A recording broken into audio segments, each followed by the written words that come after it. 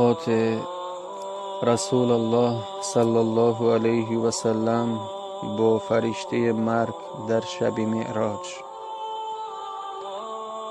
از حضرت ابن عباس رضی الله عنه روایت شده که رسول الله صلی الله علیه و سلم در شب معراج از کنار فرشته‌ای که بر صندلی نشسته بود گذشتند و در همین زمان همه دنیا به همراه آنچه در اوست در میان دو زانویش موجود بود و در مقابلش تختی نوشته شده موجود بود که به سویش نگاه می‌کرد، طوری که نه به طرف راست متوجه می‌شد و نه به طرف چپ.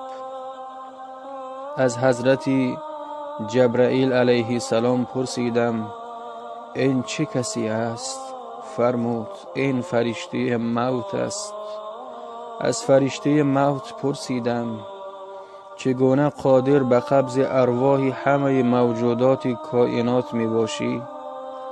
گفت آیا نمی بینی که همه کائنات در میان دو زانوی من قرار دارد و همه ملاقات در مقابل نظر من می باشند؟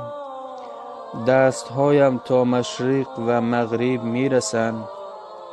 هر وقت اجل شخصی فرا می رسد فوراً به او نظر می افکنم و بعد از آن معاونم از قبض روحش آگاهی می یابد و او را در فشار خیش قرار می دهند و روح را از بدنش بیرون می کنند و هرگاه روح به حلقومش برسد من از آن آگاه می شوم و برایم هیچ گونه مشکلی پیش نمی آید، چنانچه روحش را قبض نموده آن را در اختیار خودم قرار می دهم.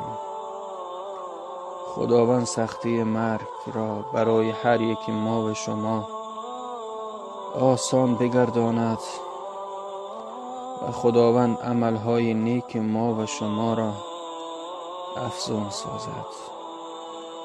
و السلام علیکم و رحمت الله تعالی و برکاته.